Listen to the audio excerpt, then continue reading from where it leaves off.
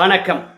என்ன செய்தியை பார்க்க போறோம்னு கேட்டீங்கன்னா, முதல்வருடைய முயற்சி படுதோல்வி, முகத்தில் கரியை பூசிய எதிர்கட்சிகள், அந்தர்பல்ட்டி அடித்த திமுக, அதிர்ச்சியில் அதிமுக.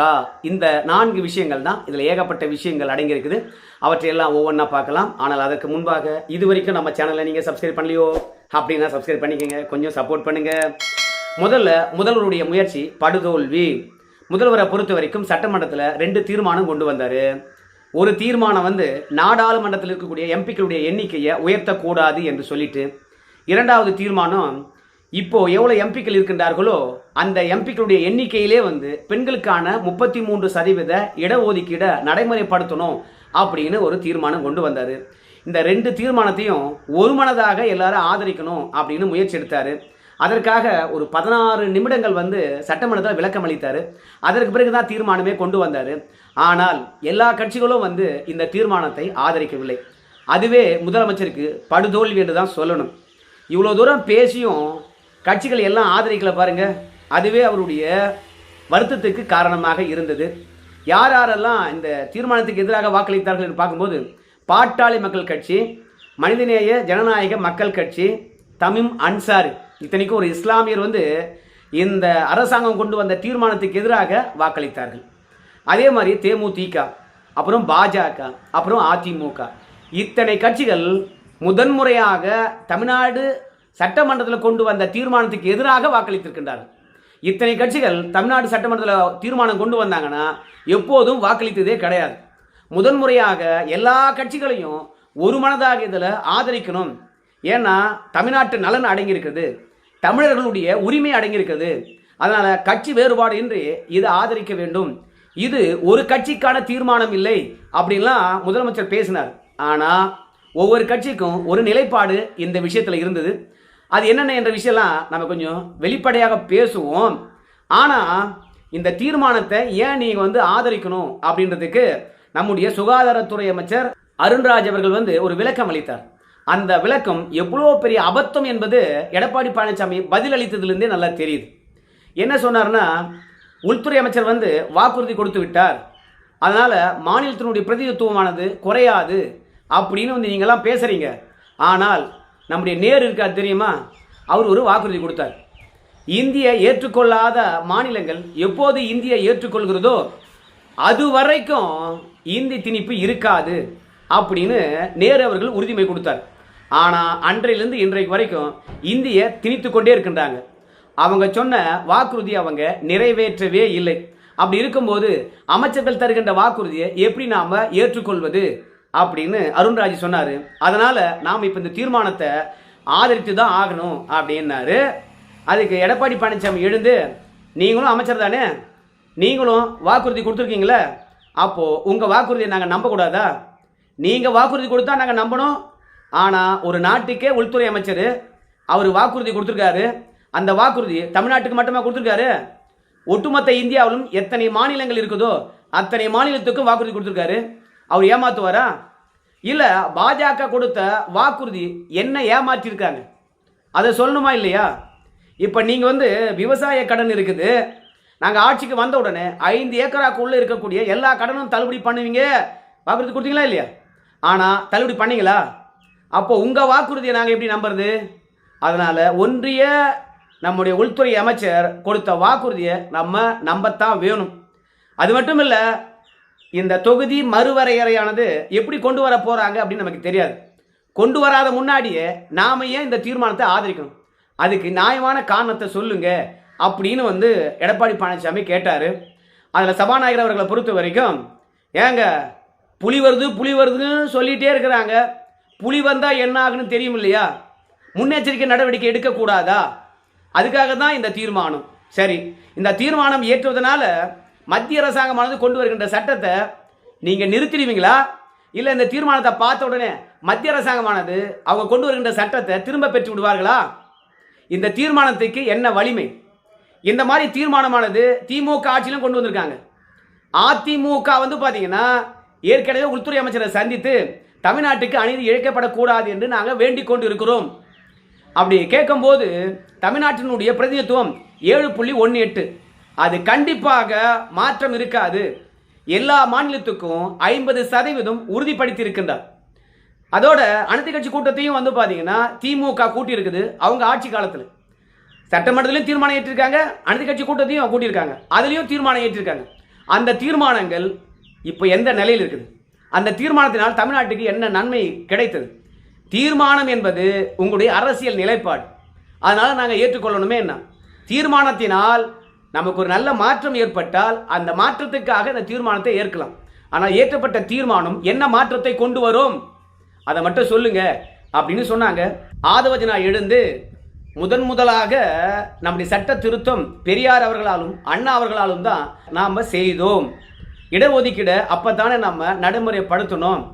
ஸோ அதனால் இந்த தீர்மானம் என்பது கண்டிப்பாக மாற்றத்தை ஏற்படுத்தும், அனைவரும் ஆதரிக்க வேண்டும் அப்படின்னு சொல்லிட்டாங்க. அதிமுக பொறுத்த வரைக்கும் நாங்கள் பெண்களுக்கான இடஒதுக்கீடு இப்போ இருக்கின்ற எம்பிக்கள் எண்ணிக்கையிலே நீங்கள் நடைமுறைப்படுத்தினாலும் சரி, இல்லை மக்கள் தொகைக்கு பிறகு உறுப்பினர் எண்ணிக்கையை அதிகரித்து விட்டு அதற்கு பிறகு பெண்களுக்கான இடஒதுக்கீடை நடைமுறைப்படுத்தினாலும் சரி, ஆனால் பெண்களுக்கு அதிக உரிமைகள் வழங்கப்பட வேண்டும் என்பதில் நாங்கள் குறியாக இருக்கிறோம். அந்த தீர்மானத்தை நாங்கள் ஆதரிக்கின்றோம். ஆனால் தொகுதி மறுவரையறையானது எப்படி வரப்போகுதுன்னே தெரியல, அதனால் நாங்கள் ஆதரிக்க போகிறதில்லை அப்படின்னு எடப்பாடி சொல்லிட்டாரு. பாமகவும் அதான் சொன்னாங்க. என்ன சொன்னாங்கன்னா, சாமி நீங்கள் ஆட்சி கட்டில் இருக்கிறீங்க, நகராட்சியை மாநகராட்சியாக தரம் உயர்த்துகின்றீர்கள், ஊராட்சியை நகராட்சியாக தரம் உயர்த்துகின்றீர்கள், அதே மாதிரி உள்ளாட்சி பிரதிநிதிகளுடைய எண்ணிக்கையை உயர்த்துகின்றீர்கள். எதற்காக? மக்கள் தொகை உயர்கின்ற பொழுது நாம் அதுக்கேற்ற மாதிரி மக்கள் பிரதிநிதிகளையும் உயர்த்தணும். ஆனால் உயர்த்தவே கூடாது, அடுத்த 25 ஆண்டுகளுக்கு இதை தள்ளி போடணும் என்று சொல்வது மக்களுடைய குரலை பார்த்தீங்கன்னா ஒடுக்குவது. நீங்கள் உங்களுடைய நிர்வாக வசதிக்காக இங்கே இருக்கக்கூடிய மாநகராட்சியை பார்த்தீங்கன்னா பெருநகர மாநகராட்சி, தாம்பரம் மாநகராட்சி அப்படின்னு சென்னையை 2-3 பிரித்து மாநகராட்சி ஆக்கி அதை நிர்வாகம் பண்ணுவீங்க. ஆனால் எம்பிக்களுடைய எண்ணிக்கை மட்டும் உயர்த்தக்கூடாதா? அதனால் நீங்கள் தொகுதி மறுவரை தேவையில்லை என்று சொன்னதை நாங்கள் ஆதரிக்கலை. அதனால் தீர்மானத்துக்கு எதிராக நாங்கள் வாக்களிக்கிறோம் அப்படின்னு சொல்லிட்டாங்க. பாமக கருத்தை தொடர்ந்து ஆதவர்ஜுனா அவர்கள் எழுந்திருக்கின்றார். அவர் என்ன சொல்கிறாருன்னா, நாடாளுமன்றம் என்பது சட்டம் இயற்றுவது மட்டும்தான், மக்களுடைய எண்ணங்களை பிரதிபலிப்பது கிடையாது. அவங்க சட்டம் மட்டும்தான் இயற்ற வேண்டும். அதனால் உறுப்பினர் எண்ணிக்கை இருப்பதே போதும். நீங்கள் அமெரிக்காவை பார்த்தீங்களா? 100 ஆண்டு காலத்துக்கு மேலாக அங்கே உறுப்பினர் எண்ணிக்கையை மாற்றப்படலை, அப்படியே பார்த்தீங்கன்னா தொடர்ந்து கொண்டு இருக்கிறது. அந்த மாதிரி நம்ம நாட்டிலே பார்த்தீங்கன்னா உறுப்பினர் எண்ணிக்கை மாற்ற தேவையில்லை, சட்டம் இயற்றுவதுக்கு மட்டும்தானே, அப்புறம் என்னத்துக்கு அப்படின்னு ஆதவர்ஜுனா சொன்னார். ஆனால் அமெரிக்கா பற்றி தெரியாமல் இவங்க பேசுகிறாங்க. இந்தியா ஒரு நாடு, அமெரிக்கா ஒரு நாடு இல்லை. நாடாளுமன்றத்தில் உறுப்பினர் எண்ணிக்கை உயர்ந்தாலும் உயராவிட்டாலும் அங்கே இருக்கின்ற, அதாவது அமெரிக்காவில் இருக்கக்கூடிய 50 நாடுகளும் மக்கள் பிரதிநிதிகளை அவங்க மாநிலங்களில் பார்த்தீங்கன்னா உயர்த்தி கொள்ளலாம். அது அவங்க விருப்பம். அங்கே மத்திய அரசாங்கம் ஒன்று என்ன முடிவெடுத்தாலும் சரி, அங்கே இருக்கின்ற மாநிலங்கள் மதிக்கலாம், மதிக்காமல் போகலாம். அது சுயாட்சி பெற்ற மாநிலங்கள். ஆனால் இந்தியா அப்படி கிடையாது. ஒரு நாடு. கன்னியாகுமரியில் இருக்கக்கூடிய ஒரு நாடாளுமன்ற உறுப்பினருடைய குரலும் டெல்லியில் ஒலிக்கணும். கன்னியாகுமரியில் இருக்கக்கூடிய எல்லா மக்களுடைய குரலும் டெல்லியில் ஒலிக்கணும். மத்தியில் ஒலிக்கின்ற குரல் தான் பார்த்தீங்கன்னா ஒட்டுமொத்த நாட்டினுடைய குரல். ஆனால் அமெரிக்காவில் அப்படி கிடையாது. அதெல்லாம் ஒவ்வொரு நாடு, அது யுஎஸ்ஏ என்று பேரை வச்சுருக்காங்க, யுனைடெட் ஸ்டேட் ஆஃப் அமெரிக்கா தான் அது. ஆனால் ஒரு நாடு கிடையாது. அதனால் மத்தியில் ஒரு மாநிலத்துடைய குரல் ஒலிச்சாலும் ஒலிக்காவிட்டாலும் அங்கே இருக்கின்ற மாநிலங்களுக்கு எந்த விதமான பிரச்சனையும் இல்லை. அதனால் அமெரிக்காவில் உயர்த்தலை என்பதற்காக நம்ம நாட்டில் உயர்த்தாமல் இருக்க முடியுமா? அதனால் அங்கே ஒப்பிடக்கூடாது என்பது தான் எல்லாருடைய கருத்தாக இருக்குது. அதனால் மாற்றம் என்பது எப்போதும் நிகழ்ந்து கொண்டே இருக்கும் அப்படின்னு பாஜக சொன்னாங்க. அந்த மாற்றம் நல்ல மாற்றமாக இருக்கும் அப்படின்னு பாஜக சொல்லிச்சு. அதுக்கு ஆதவர்ஜுனாவை பொறுத்த வரைக்கும் இதில் சூழ்ச்சி இருப்பது போல தெரியுது. இப்போது எண்ணிக்கை அதிகரித்தார்கள் வச்சுக்கலாம், வட இந்தியாவிலே எண்ணிக்கை அதிகரித்து விடும். தென்னிந்தியாவுடைய எம்பிக்கள் எண்ணிக்கை இல்லாமலேயே பாஜக ஆட்சி கட்டில் உட்காரும். அது தென்னிந்திய மாநிலங்களுக்கு பார்த்தீங்கன்னா புறக்கணிப்பாக இருக்கும். குறிப்பாக சொல்ல போனோம்னா, நீங்கள் ஒரே ஒரு பாஜக உறுப்பினர் தான் இருக்கிறீங்க. இந்த சட்டமன்றத்தில் உங்களுடைய குரலானது எடுபடுகிறதா? இல்லை. அதே மாதிரி தமிழ்நாட்டினுடைய எண்ணிக்கையை சூழ்ச்சி காரணமாக குறைத்து விட்டார்கள் என்றால் நம்முடைய குரலும் நாடாளுமன்றத்தில் ஒலிக்காமல் போயிடும். அதனால் நமக்கான சரியான எண்ணிக்கையை எப்போ அவங்க தராங்களோ அப்பதான் அந்த மாற்றத்தை கொண்டு வரணும். இல்லை இப்போ இருக்கின்ற எம்பிக்களே போதும், அதனால 25 ஆண்டு காலம் தள்ளி வைக்கணும் இந்த தொகுதி மறுவரையறைய அப்படின்னு ஆதவாஜினா சொன்னார். அதுக்கு சபாநாயகர் எழுந்து என்ன சொன்னார்னு கேட்டீங்கன்னா, சட்டமன்றத்தில் ஒரு உறுப்பினர் இருந்தாலும் சரி இல்லை 100 உறுப்பினர் இருந்தாலும் சரி எல்லா உறுப்பினருடைய குரலும் இங்கே ஒலிக்கும், எடுபடும். அதனால் ஆதவாஜினா அவர்கள் சொன்னது அவை குறிப்பிலிருந்து நீக்கிறோம் அப்படின்னு சொல்லிட்டாங்க. மொத்தத்தில் தாங்க மட்டும்தான் அறிவாளியை நினச்சிக்கிட்டு மற்றவங்களை மூளை செலவு செய்யலான்னு சொல்லிட்டு பேசுகிறாங்க பாருங்க. அவங்க முகத்தில் எல்லாம் வந்து பார்த்தீங்கன்னா மொத்தமாக கரியை பூசினாங்க எதிர்கட்சிகள். கடைசி வரைக்கும் இவங்க என்னென்னவோ பேசி பார்த்தாங்க. கடைசியில் எதிர்கட்சிகள் அத்தனை பேரும் ஒரு மனதாக வந்து பார்த்தீங்கன்னா இந்த தீர்மானத்தை ஆதரிக்கவில்லை. அதோட பாட்டாளி மக்கள் கட்சியை பொறுத்த வரைக்கும் தீர்மானத்தில் ஒரு வார்த்தை தவறாக இருக்குது, அதை நீக்கணும் அப்படின்னு சொன்னாங்க. என்ன வார்த்தை என்று பார்க்கும்பொழுது, ஒரு மனதாக இந்த தீர்மானத்தை நிறைவேற்றி தரணும் அப்படின்ற வார்த்தையை நீங்கள் எடுத்துடுங்க.